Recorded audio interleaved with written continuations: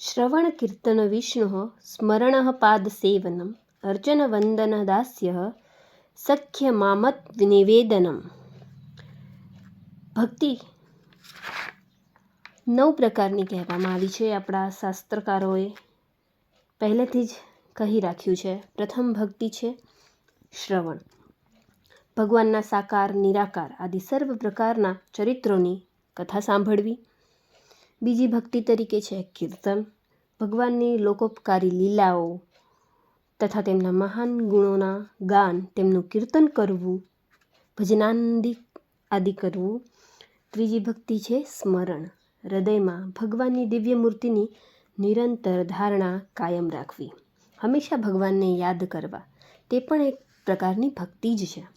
ચોથી ભક્તિમાં આવે છે પાદ સેવન. ભગવાનના નિરાકાર રૂપનો ભક્ત હોય તો માનસિક કલ્પના કરીને, અને જો સાકાર રૂપના ભગવાન હોય તો તેમની પ્રતિમા બનાવીને ચરણોની સેવા પૂજા કરવી.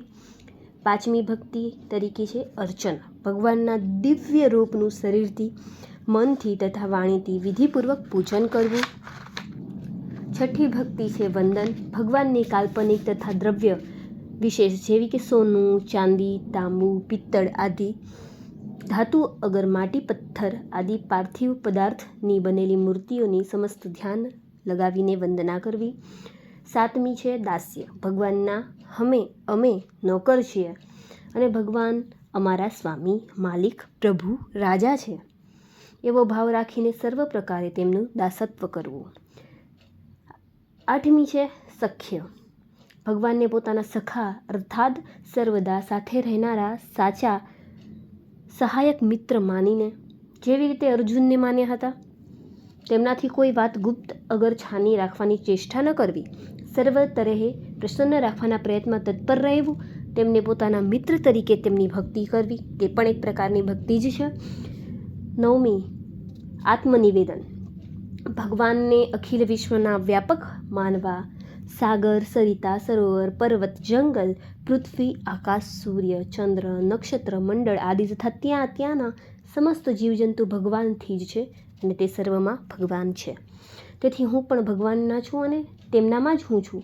તે ચાહે ત્યાં એવા રૂપમાં રાખે, મને કદી પણ કોઈ પણ જાતની આપત્તિ નથી એમ સમજીને પોતાના સર્વ કાય અને સ્વયં પોતાને પણ ભગવાનમાં અર્પણ થઈ જાય, એટલે કે સર્વસ્વ જ્યાં પણ જોવે તેને ફક્ત ભગવાનના દર્શન થાય, એવી છે આ ભક્તિ.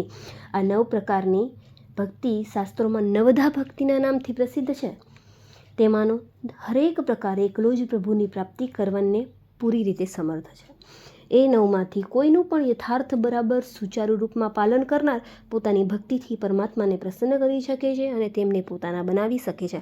જરૂરી નથી કે આ 9 ભક્તિઓ તમે કરો. આ 9માંથી ગમે એ ભક્તિ તમે કરો છો તો તમે પરમાત્માને પામો છો.